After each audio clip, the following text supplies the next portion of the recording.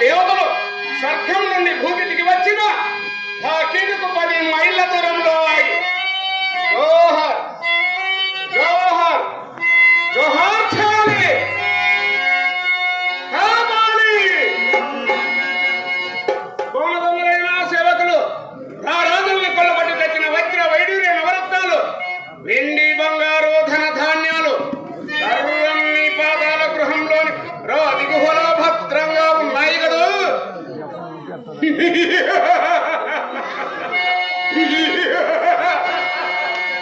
ఏమిటది? అయితే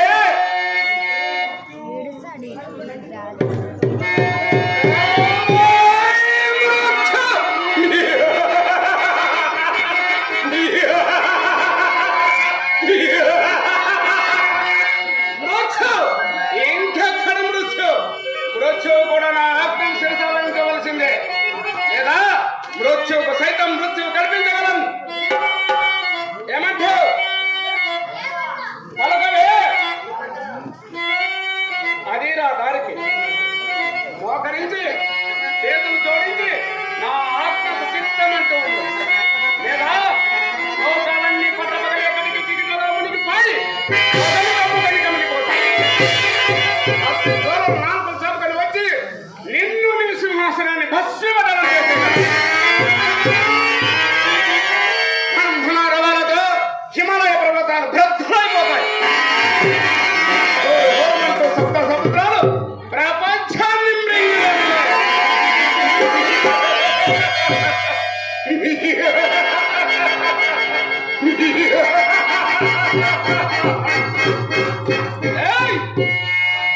అలకవే. భయపడిపోయింది శక్తి, భయపడిపోయింది. ఫకీరు అట్టహాసాలకు భూపలం దద్దరలేదు.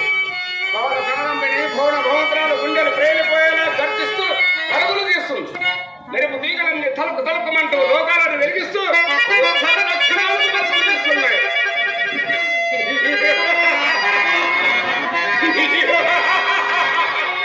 మృత్యువట మృత్యు.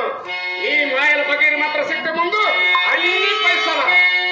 ఈ మంత్రశక్తిని సాధన చేయడానికి చేత కాగా ఈ అందరూ ఫకీరులో అపజయం పొంది నల్లల్లో మాడిపోడుదయ్యారు.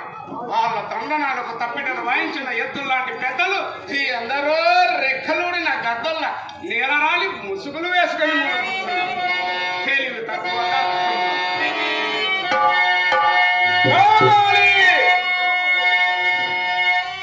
అగ్ని పర్వతాల్లోని గుండ్రటి కొండపై మాడిన మ్రోడల చిలికల్లో ఒక ఎర్రటి మడి, అందులోని ఒక నల్లటి జాతి. దాని అడుగు భాగమున కొన్ని క్షీడ పురుగు. ఆ పురుగునే ఆ పురుగునే ఆ పురుగునే